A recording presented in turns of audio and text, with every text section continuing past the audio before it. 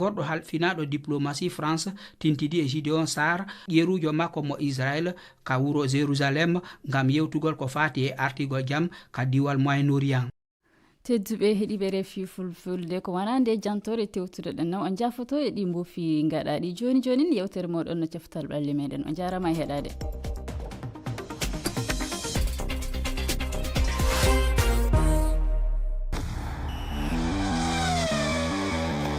coftal ɓalli men Oumar Mamadou Sow. coftal ɓalli men tedduɓe heeɗiɓe RFI fulfulde daɗi duniyaru on calminama ɓe onon kadi yeɓoɓe min e ɓejaji meɗen rendo bisimilla moɗon tedduɓe fikki fo ala ma yewtere men ndeɗo hande ɓuur hen dowlindi alhaali ngal ɗo pellital ngal catal ñawowal gullitanɗe ngal fedde afrikiyankore tambide fiiji ballon ƴetti ɗum noon ko ñande talatari faltinide ɗum wonno so ƴettude na mbiyen tettude desewal kan ngal leydi Sénégal hebno tottirta ngal leydi Maroc cifti noon ɗiɗo kippuji ɗiɗi pijina kawral timmode tawi ko kan toon to Maroc ɗum wonno ko ñande sappo e jeetati lewru goɓuru e ndeɗo hitande kawral kewnogal caɗele ne feewi catal needi fedde kan fawina jagginoji kippuji ɗiɗi fof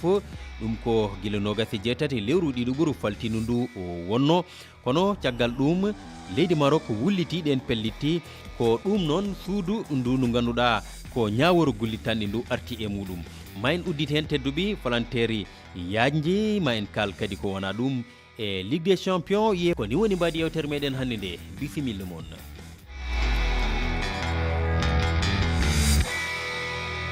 tedduɓe heeɗiɓe on calminama to karalagal to ko Saran Doumbia caggal makko Malang Sonko to batte ayawaji to tedduɓe heeɗiɓe ko weltare wonanta min ne kala let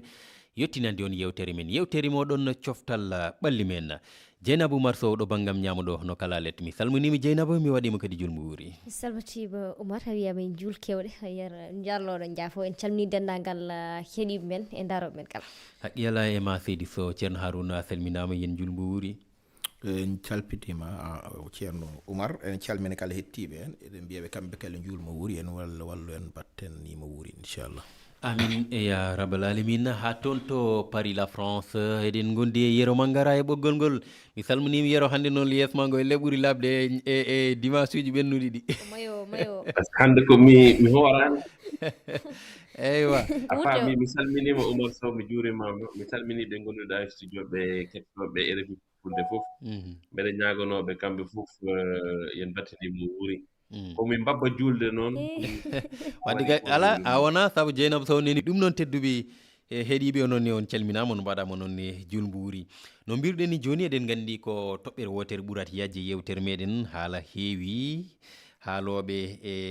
haaloɓe ko jeddata monikala no wurdi banggue ɗum noon jiɓini ɗum tan ko pellital ngal nduɗo suudu ñaworu gullitanɗe ne wiye ha joni jury d'appel ɗum ko toon to CAF woni nde fedde africankore fiiji ballon ɓami ɗum ko ñande jamma talata pellital ngal nantina wonde defewal ngal leydi Sénégal ɓamno ñande sappo e jeetati lewru goɓuru ndeɗo hitande ina wayno ngal defewal ngal Sénégal hebno yeeso Maroc de ina tottite leydi Maroc ɗum noon ko caggal gueɗe kewɗe silsiloji en gartata en karal ngal yaruno faltindu ñande hen commission discipline woni toppitiɓe ko yowti e needi ɓamin pellital jagguinoje pawa e yoga ha joni e kippuji ɗiɗi fof yoga e fettoɓe jowa kawri ha e Pape Thiaw e to Sénégal o fédération ngaji ɗi ne mbaɗa almande kalisaji kewɗi e ko nandi hen ko ɗum leydi Maroc watno wulliti ɗum tette e juuɗe leydi Sénégal ko waɗi fo Dieynaba Sow namdal ngal ɗo pellital no jaɓɓiriɗa ngal e ko woni e miijuma e maggal. min ko adi fof ko bettere guilñan jemɗe mi sikki idi kam habrude kaɓaro ko Yero saabu kanko idi mi yiide omo mbayini ɗum publication makko cikkannomi ni jimine cikkannomi ko gajata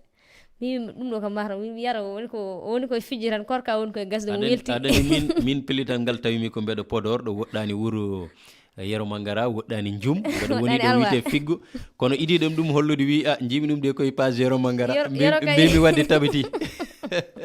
min cikkannomi ko coyniɗo lewru tan o welti omo haala ɗum meeɗa sikkude Maroc ma yettoɗo henne walla no ma yanirni henne oɗo sahani caggal walla kaf ko yanirni henne mara ko hoɗum cikkanɗum ko gasi e haala ka ko wonano woni boni kala heeɓino gueɗal muɗum potital waɗi ha gasi penantimoɓe goyannoɓe tiranama ɗum ɓenni ɓe nannani pottal ari prolongation waɗi pottal yi ha gasi yimɓe jooɗo ha Sénégal wulli coupe mum ƴetti coupe mum sorimo wuuro ngo fof ha dolo Sénégal wona champion ko Maroc woni champion ko adi ko fof a wawata ɗum famde ko hunde nde ganduɗa ko ina hawni kono kadi kaafe ho e Maroc kañen kam mene gueɗe mumen poti yurnitede eywa arunudem anni konngol e yeeso maɗa e ɗum ɗon wona ha fona hono fadono kono ham aɗa andi enen tollidene aduna hande ɗo gila Maroc wi jaɓani no wulla tan wi dejani lehja e hoore mum dari darde dari hende yimɓe ne ganduno wawon feere yaltinani wonde beteɓe beltine sare kamɓe ɓe mbi soɓe mbaɗani totta ha kuuɓo hankadi hay goto da fetto e Afrique faade Maroc ayi coupe d'Afrique féminin o communiqué ɓe te fonno tawde hande eɗen gone pettal he ɓe mbi watta he leydi mabɓe ɗum noon hollirta tan ma to kamɓe wiyano gollama ñande pellital ngal samata ñande talata ko ñande en ɓe garti ɓe mbi joni en mbawi jaɓɓade yo mbawi jaɓɓade lewru coupe d'Afrique juillet août gongdini tan ha wiyatuno guila e adan kamɓe mbatta décidé kala yimɓe fof gari tiime ma tawi aɗa waɗa jeddata ho hankadi ala danguitiɗa il faut tutema leppat a leppat ɓe leppi noon ha ɓe leppi ha ɓe looti kamɓe kaf aɗa andi fenande wonde hen gonde nde woni président kafe hoorem on nanide kuugal ngal yaltinde wi kañum tinani kono so nawama taska waɗi foof caggal ɗum wiya wonde ne tinnoni comité o no waɗa ka wino hotinani andama han kanko wona kaalowo gonga awa ardinen noon tawa halta gonga ho fotino kafni eyyi kono pellital ngal yero ɓe ɓamani ngal tan e ni kamɓene wonɗoɓe tugni ɓe kaali kuuli 72 kame 74 ɗi ganduɗa kamɓe ko ɗen kuuli mbiyen tambi kuuli nderiji fedde kafde e wiidi ɗum kay rokkiɓe fartangi wa kabaru no jiruɗa min kabaru mi tini ɗum gila 6 heures kikiɗe mi bonnata kumtare mon acca kumɗo ɗon ɗo haalande mon par ce que somi haalino ɗum avant moƴƴata min goppumi ha kumti ɗon jaltinmi kibaro après waɗi minute aji 30 caggal kaf yaltini ɗum officiellement 74 ɗi so tawi neɗɗo ittuma ƴettude ɗum yaɓɓiti ɗum ha ɗiggi ko kaf ade kaf 2019 final Ligue des Champions. Rades no Wydad Athletic de Casablanca marqué arbitre wi VAR moƴƴani sali wat yalti an aɗa wawi ɗum wiyande Wydad ko tunisien ji mbi minen min ɓeɗɗita bindi kayit nawi tastas wi on gagnima ɓaade arbitre wi neɗɗo on gagnima joni ko tawi duuɓi jeeɗiɗi caggal kaf ne yiɗi artude kañum ko yino ko waɗata ɗum respecté hoore mum kañum wiye joni ko kañum watte goo ɓeeɗa ratti penalty mumen ɓeeɗa marki hol ɗum article aɗa andi Maroc gila no fiya wi tan ko ma haaɗi roh noon fuɗɗima haadde fuɗɗima lammude en dokki konngol goto musidɓe men janiyankoɓe toon to leydi Maroc Amin Birouk mo ganduɗa ko ndi coftal ɓalli toon to leydi Maroc kankoni o haali yiyande makko e oɗo alhaali keɗoɗen ɓo Écoutez, loin de toute réaction émotionnelle, d'ailleurs woɗɗudemi e haala jingere ina bettimini haalulaji jingere iwɗi e ɓerɗe e sengoji ɗiɗi maayo méditerranée ngo e Afrique ɓaleri kono min woni kuulal 82 e kuulal 84 ɗe kuule kaali koye caɗele baɗini so mbaɗi e kadi eɗe laaɓi e yiyande am kaf e ngal catal mum ñawawal gullitande waɗi tan ko gollirɗe sariya fedde nde miijo wongo ala hen e ɗum rokki kadi Sénégal yaade e dam ko kanɗen siftorde ɗum fof ko kawral timmode waɗi kawral keringal saabu caɗele baɗɗe hen ɗe e timmode kawral ngal kippu Sénégal yaltidiral ngal fodde silimaji kewɗi ina waɗi kuule kalɗe e kan gonka wadde min e yiyande am ko ɗum lawol sociétal ñawal gullitanɗe ngal ɓami ngal pellital ruttude Maroc polgu ngo so tawi ko kippu Maroc o kadi yaltuno e dingiral ngal Sénégal nawi alhaali o sariya ko ngo miijo tan kadi jogotonomi hen c'était l'équipe sénégalaise qui aurait été lésée j'aurais réagi de la même façon amin biruk yayinde mars toon to maroka haruna en nani mbo heewi e hono makko en janiyankoɓe wonɓe toon kadi ɓe ganduɗa en jokkodiri e mumen ko gon ko ɗum haare mawde hanti wonti en nani haala makko ala haala hettiti hakkude sénégal e kaf hakkude sénégal e ha joni tas kono wona hanti hakkude sénégal e maroc tawde ngal ɗon pellital saami gaga ngal ɗon waylaki darde hande nde fédération sénégal hani hen jogade e oɗo alhaali tas kañum heedi dow aɗa andi kafsa commit jury d'appel o haali hankadi ala hande gullitita hoto on haade kamɓe ɓe jeeheɓe tas te tas noon ɓe jehani tan wonde ittu hom jury discipline fa e maɓɓe ho laabi ɗiɗi ɓe ndewi laawol garanol ngol woni yoɓe jaa ɓe mbaɗa recours mbeten fo fawa e maɓɓe hono itte koɓe gañete jeetate ɗiɗi capanɗe jeetate nayyi kono haadetin na waɗi article code de discipline mo jeegomo article code discipline kaf ba jeegomo wi ho wonde kala arbitre tagi e nder terrain ala to fu wullate gasi hay goto ittata on article jeegom jettiti ka article 5 ko ɓe mbiyata loi du jeu 17 loi du jeu aɗani jogui football e aduna foof woni arbitre uji ɗi darde arbitre darto e nder terrain koko waɗa sartiji lima woni 17 joyabo o wi kala ka arbitre waɗi e nder terrain ala da mbawɗa wullita ɗum gasi kañum kala heewi ko noon arbitre o yoɓe gartu ɓe petta ɓe gari ɓe pettiti kamɓe Maroc soɓe jiiɗano fettude nde arbitre noon diɓe nde ɓe pot yomin gartu kono min jaɓani capitaine Maroc ara signina wiya wonde mi waɗi réserve so match o gasi wiye aɗa waɗa confirmé réserve o so waɗi confirmé réserve o yaha nawe commission discipline so ɓe mbaɗino noon hayso match o yettoyima commission discipline nawi artude wiya wonde Sénégal yaltino Maroc wi wonde kañum fettani woppi saade Sénégal idima yaltude kamɓe mbaɗani noon kamɓe koye mabɓe e terrain heɓe gonno ɗiɗo lawol gongol ngol Sénégal jettingol woni mbetena haɗa kaf hande heɓtude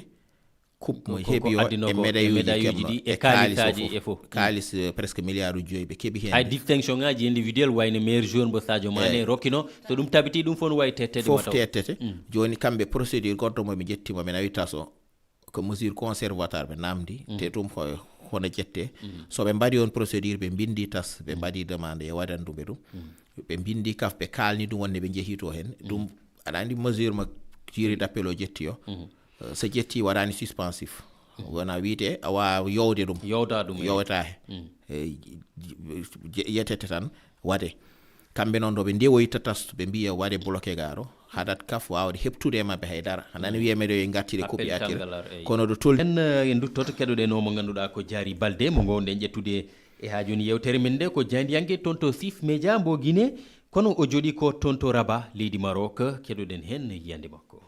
min noon aray ko eɓɓore nde mi ronki famugol taw ɓay wona no humpitoɗon noon heeɓi joni lebbi ɗiɗi bila final ka noon feƴƴi sengo ma dino koko feƴƴi ɗon min miɗo wi haray saayi on saayi moɓe waɗi ɗum ɗon on na saayi moƴƴo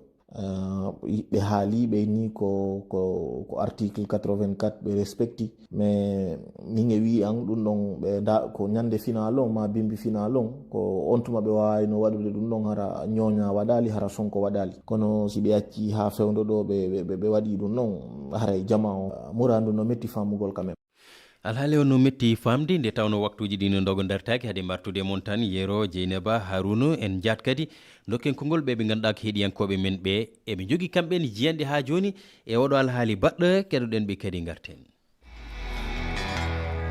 ko hunde nde gandanɗa hoorema ko hunde bettude aduna o tawi ko goongo Afrique wulli Issa Hayatou walla hono makko en par ce que hono makko en Afrique handi kono o Patrice Motsepe mo gandanɗa hoorema gila ari ko bargol football Afrique ɗum hollirta pellital ngal kaf ƴetti Sénégal waɗi wullitande ta tas heɗen coyni hina wawi tas hollirata daka massaji ɗi mbaɗina hannirta ni daka massa o futbilama hande ko Sénégal gagni si tas ƴettina hay pellital wi yo Sénégal ruttir coupe o si nden waɗi yo Maroc andu ko coupe gacce heeɓi a jogota ko caɗele tan a fewni stade ji ma leydi ma fo laabi ma e restaurant ji ma fo mbiya a waɗi hen kalis kewɗa perdimo joni ko ma keftirama forcé ɗum wawa won ɓe Maroc naɓe ɗaɓɓoyta ɓe keeɓi kalis moɓe ñamlani kaaf ɓe jooɓa tawa wona he dow o kuɓɓo ɓe pawi ɗum sénégal naɓe ɓe ko dole mumen e wakkilare tinnare mumen hokki ɓe kuɓɓo caɗele ɗe fof ko arbitre ɗo e kaf ni ɓe mbanno Guinée en 1976 gonɗo kadi ɓe mbi ɓe ɗum mbatta sénégal enen gandi kam sénégal guiɗe ɓe gummi Tanger ɓe jaɓani Raba guiɗe nden kay vraiment ɓe keɓani toon kene weela ɓe enen gandi probléme aji kewi toon no fewi probléme aji sécurité sénégal yonnani kadi arbitrage VAR nanɗon ganduɗa masal rutto kadi wiyede hefta koɓori ndu e junggo sénégal hokkirta ɗum Maroc eɗen gandi kam ɗum ɗo kam vraiment ko musala no fewi sénégal heeɓi haray min no woodi ko ani ni lan no woodi ko ngalɗini lan kadi e ko humodiri e o kaf meɗen fewndo o sayi ɗo arbitre ɓe ɓen no duwanno sanctionnede ko waɗi ɓe waɗi ellaji molanaɗi nder ton kono si tawi ɓen ɗo waɗaka tere mawde wottoni tawede e final coupe de afrique wawi fiɗede fa gasa ko watta ɗum wonnono lebbi ɗiɗi inchallah de neɗɗo mo gandanɗa hoore muɗum anda hiiri weeti ɗum wonnono Patrick Motsepe kañum e équipe muɗum ɓe daro ɗum wonnono ɓe yiya ndiɗo kuɓere nde ittama e junggo sénégal ɗum wonnono dow fenade ɓe watti e junggo ɗum wonnono Maroc e en nani en dokki konngol jaajgol hettiyankoɓe men ɓe alhaali o no wayi e maɓɓi Yero Mangara eɗen gandi sénégal holli ma namdima ni lorsque winderiyanke woni enquête international ko yowti e sikkeji tawi ko jeenari bondi francinkono wiɗomo corruption so tawi ni hay sonno ko sikki ala fof ko gonɗi e oɗo saaha fof ko sikkeji beela hay tan e dow sikki Yero eɗen kewi ɗum ɗo haalde ɗum ɗo e kala ɗo no wawi wuftude beela tan nguru Afrique tun wani hen ni e o saaha tulmi aɗa andi minen ko ɓuri duuɓi sappo Haruna en ko ɓuri duuɓi kokku guite mumen e ɓerde mumen football Afrique amen mbaɗa feere pour no football Afrique yo yaaru yeeso hande so tawi an ɗiɗo duuɓi fof ko ɗum ɗo kaɓeteɗa tubakoɓe hewɓe maɓɓe ɓe cikku enen ken fijoɓe par ce que football men yarani nonu to ɓedde terrain ji ɗi moƴƴani sa ari hande a waɗi ko wayni enen ko coupe d'Afrique ɗiɗo ɗiɗi ɓennodi ɓe puɗɗi yebde men seeɗa woni coupe d'Afrique Côte d'Ivoire sa ndaari hay BBC télé mawɗo Angleterre ko suurno droit ji ɗi en gratuit haade Salah en Mané en ɓeɗon nen to ɓe jiɗi yo yimɓe ɓe jeeb ko heɓata Afrique ko ɓe jeewi e droit TV d'Afrique Côte d'Ivoire sa ari hannde a waɗi ko wayni ko yimɓe ɓe liggino ko fof a bonni ɗum a bonni a tulmini e mi sikkani to football Afrique ma ummita ɗo en tout cas sénégal no mbiɗen ni waɗi wullitande toon to tas noon ko kay topti ñawoje kala ko faati e coftal ɓalli wona tan football e coftal ɓalli mbadi kuptidinde windere nde ɗum ni balɗe gariyoji men gandu holto ɗum wattidi tedduɓe ko ɗum tan ɓolum no wawno yonde mbiyen e ndeɗo yewtere hani e ko ɓuuri ɗum yajji kono noon toɓɓe goɗɗi no godno hayso tawi yewtere nde famɗi ko heddi en joni joni ɓennenego ɗum hayso jututa